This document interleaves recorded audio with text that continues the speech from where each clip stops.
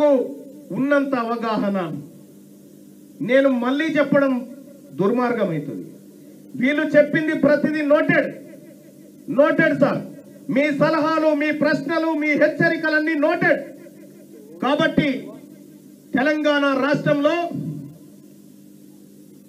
సరే రాజకీయ ప్రసంగాలు తర్వాత చేసుకుందాం, కానీ ఇంత శుభ దినమైనటువంటి ఈ రోజున రాజకీయ పార్టీ ఆవిర్భవించబోతా ఉంది. ఈ శుభ సందర్భాన ఆ పార్టీకి సంబంధించినటువంటి